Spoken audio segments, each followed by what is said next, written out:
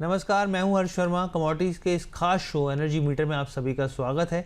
कच्चे तेल और नेचुरल गैस में ट्रेडर्स को क्या रणनीति बनानी चाहिए, खास शो हम उनके लिए लेकर आए हैं और साथ ही जानने की कोशिश करेंगे किस तरीके के जियो पॉलिटिकल इशूज़ आ रहे हैं जिसका इम्पैक्ट सीधे साफ तौर पर एनर्जी मार्केट में देखने को मिल सकता है। इस पर चर्चा करने के लिए हमारे साथ जुड़ रहे हैं कमोडिटी एक्सपर्ट अनुज गुप्ता जी। सर, बहुत बहुत स्वागत है आपका।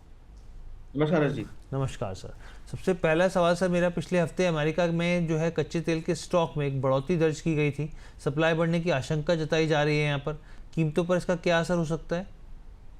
देखिए, दिसंबर का महीना जनरली अगर हम देखें तो एनर्जी सेगमेंट के लिए काफ़ी अट्रैक्टिव रहता है, क्योंकि एक तो इंटरनेशनल मार्केट में फेस्टिवल सीजन होते हैं, प्लस विंटर सीजन होता है। और ऐसे में अगर आप देखेंगे तो कहीं ना कहीं जो डिमांड होती है वो यहाँ पर इंक्रीज होती हुई दिखती है। तो हमने देखा है कि क्रूड के भावों में हमने पिछले दिनों में काफ़ी बड़ी गिरावट आती हुई देखी थी, बट अब जो प्राइसेस हैं वो कहीं ना कहीं स्टेबल होते हुए नजर आए हैं, जिसका असर हमें लगता है कि भावों में आने वाले दिनों में पड़ता हुआ दिखाई दे सकता है। तो अगर आप बात करेंगे तो क्रूड की हालांकि इन्वेंट्री यहाँ पर काफी ग्रो हुई है, बट निचले स्तरों से भी भावों में रिकवरी देखने को मिली। देखिए, जिस तरीके से एक सीज फायर हम रशिया यूक्रेन में देख रहे हैं, तो लग रहा है कि उसकी वजह से जो डिमांड है वो यहाँ पर बढ़ सकती है, उसका असर भावों पे आता हुआ दिखाई दे सकता है। हम देख भी रहे हैं पिछले एक दो दिनों में क्रूड के भावों में लोअर लेवल से रिकवरी होती हुई दिखाई दी है। इवन अगर आप एमसीएक्स की बात करेंगे तो वहां पर जो भाव है वो अब 5200 के ऊपर ट्रेड करते हुए नजर आ रहे हैं। और अगर हम बात करें डब्ल्यूटीआई की, तो डब्ल्यूटीआई के अंदर भी हमने अगेन अब $58 के आसपास के लेवल आते हुए दिखाई दिए। बीच में करीबन $57 तक भाव चले गए थे, तो वहां से एक रिकवरी का ट्रेंड बनता हुआ दिखाई दिया है। तो इट मीन्स कि कहीं ना कहीं जैसे ही सीज फायर खत्म हो रहा है तो एक डिमांड सिनेरियो यहाँ पर आता हुआ दिखाई दे रहा है, और डिमांड यहाँ पर हमें लगता है कि आगे भी इंक्रीज हो सकती है।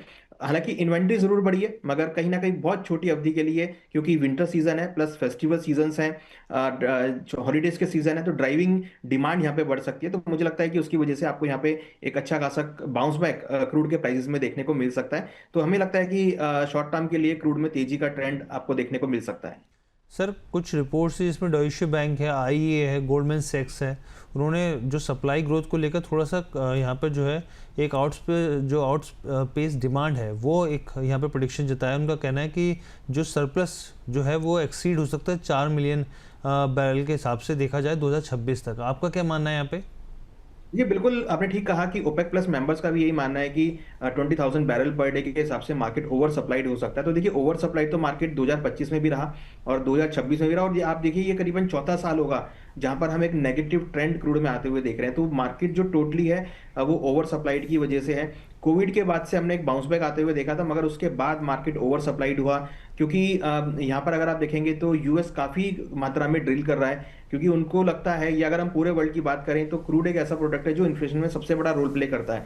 तो अगर क्रूड को सप्लाई के थ्रू कंट्रोल किया जाएगा तो काफी हद तक इन्फ्लेशन कंट्रोल में आ सकता है, ऐसा मानना है। तो मुझे लगता है कि उसकी वजह से हम देख रहे हैं कि सभी इकोनॉमीज जो हैं क्रूड को यहाँ पर कंट्रोल करती हुई नजर आ रही है, क्रूड में सप्लाई इंक्रीज करती हुई नजर आ रही है, मार्केट शेयर अपना इंक्रीज कर रही है। तो उसकी वजह से हम देख रहे हैं कि क्रूड की जो प्राइसेस हैं वो कंटिन्यूसली दबाव में। और दूसरी बड़ी बात की, जिस तरीके से ईवीज की डिमांड इंक्रीज हुई है और इलेक्ट्रिक की डिमांड इंक्रीज हुई है, इलेक्ट्रिसिटी की डिमांड इंक्रीज हुई है, लग रहा है कि उसकी वजह से कहीं ना कहीं क्रूड की जो डिमांड है वो यहाँ पर कमजोर पड़ती हुई नजर आ रही है, जिसका असर हम प्राइसेस में देख रहे हैं। हमें लगता है कि वो सबसे बड़ा रोल प्ले है, और डेफिनेटली 2026 में भी मार्केट ओवर सप्लाइड रहेगा। तो ज्यादा हम बड़ी तेजी क्रूड के भावों में नहीं देख रहे हैं। हमें लगता है कि जो क्रूड की मार्केट है ओवर सप्लाइड है, जहां पर आपको हायर लेवल पे प्रेशर देखने को मिलेगा। बिल्कुल सर। जैसी बात जो आती है कि दबाव देखने को मिलेगा, मुझे वैसे थोड़ा सा अच्छा लगता है, क्योंकि देखिए भारतीय हम लोग हैं और बहुत ज़्यादा डिपेंडेंस हमारी क्रूड के ऊपर है। और क्रूड के भाव इस तरीके की कल भी रिपोर्ट आ रही थी कि $30 प्रति बैरल के आसपास 2026 में देखने को मिल सकते हैं,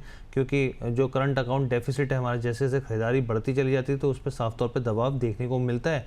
और जैसी सस्ता होता है तो जाहिर सी बात है हम सरप्लस में बढ़ती स्थिति देखने को मिलती है। अब सर, मैं आपसे समझना चाह रहा हूँ यहाँ पर कि यहाँ पर आपकी कॉल ट्रेडिंग यहाँ पे क्या रहेगी क्रूड को लेकर? देखिए, क्रूड मुझे लगता है कि अभी करीबन 5220-30 के आसपास चल रहा है। थोड़ा करेक्शन अगर 5200 के आसपास तक मिलता है तो खरीदारी का ट्रेड लेना चाहिए।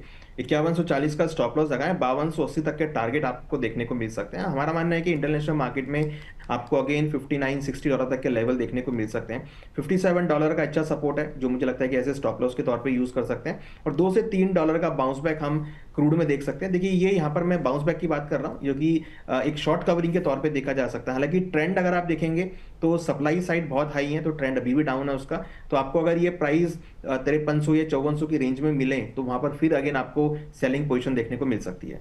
ठीक है, फिर सेलिंग पोजीशन देखने को मिल सकती है, सर ने यहाँ पे बताया। लेकिन सर यहाँ पे अगर हम लोग नेचुरल गैस की बात करें तो अमेरिका में नेचुरल गैस के स्टॉक में एक गिरावट देखने को मिली थी। स्टॉक घटने का आपको क्या मानना है कि कीमतों पर किस तरीके का असर देखने को मिल सकता है यहाँ पर? देखिए स्टॉक गिरा है करीबन, जो स्टॉक रह गया अभी करीबन 11 क्यूबिक बीट फीट के आसपास रह गया है। तो वो काफी एक लोअर लेवल है इन्वेंट्री का। तो इट मीन्स कि कहीं ना कहीं जो यूएस के अंदर इन्वेंट्रीज है वो काफी ड्रॉ डाउन हुई है, और जिस तरीके से ठंड इंक्रीज हो रही है वहां पे एक विंटर वेदर बन रहा है, तो उससे लग रहा है कि आगे जो इन्वेंट्री है वो कमजोर हो सकती है, डिमांड बढ़ सकती है। और जनरली हम देखते भी हैं कि दिसंबर के महीने में जो डिमांड साइड है नेचुरल गैस का वो इंक्रीज हो सकता है। तो हमारा मानना है कि नेचुरल गैस के भावों में आपको आगे तेजी देखने को मिलेगी। हालांकि हम पिछले 2 महीनों से अच्छी खासी तेजी हम नेचुरल गैस में देख रहे हैं, और प्राइस आप देखें तो 400 रुपए के ऊपर ट्रेड करते हुए सक्सेसफुली नजर आ रहे हैं। तो मुझे लगता है कि अभी भी जो कंटिन्यूटी है ट्रेंड की नेचुरल गैस की वो पॉजिटिव रहेगी, और यहाँ पे खरीदारी का ट्रेड आपको दिसंबर के महीने में एटलीस्ट देखने को मिल सकता है। तो दिसंबर का महीना हमें लगता है कि नेचुरल गैस के लिए पॉजिटिव रहेगा। ठीक है, दिसंबर का महीना जो है पॉजिटिव रह सकता है नेचुरल गैस के लिए यहाँ पे। सर तो फिर इस लिहाज से क्या ट्रेडिंग कॉल रहेगी आपकी हाँ नेचुरल देखिए गैस नेचुरल का? गैस में नवंबर कॉन्ट्रैक्ट तो एक्सपायर हो गया है, तो जी। दिसंबर कॉन्ट्रैक्ट में कॉल रहेगी करीबन 407 के आसपास खरीदारी करें। 400 का स्टॉप लॉस लगाएं, टारगेट 420 तक देखा जा सकता है। तो मुझे लगता है कि नेचुरल गैस में 420 तक के लेवल देखने को मिल सकते हैं, और हमारा मानना है कि अगर हम एक लॉन्ग टर्म टारगेट भी देखें तो मुझे लगता है कि 450 तक के लेवल आपको नेचुरल गैस में देखे जा सकते हैं। 450 तक के level?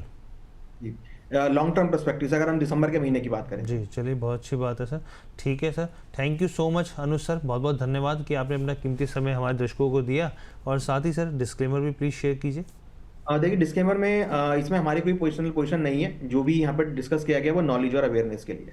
Thank you so much sir, बहुत बहुत धन्यवाद हमारे साथ जुड़ने के लिए। तो ओवरऑल आपको ये पूरा शो एनर्जी मीटर कैसा लगा कमेंट करके ज़रूर बताइएगा। फिलहाल मुझे इजाज़त दीजिए, धन्यवाद।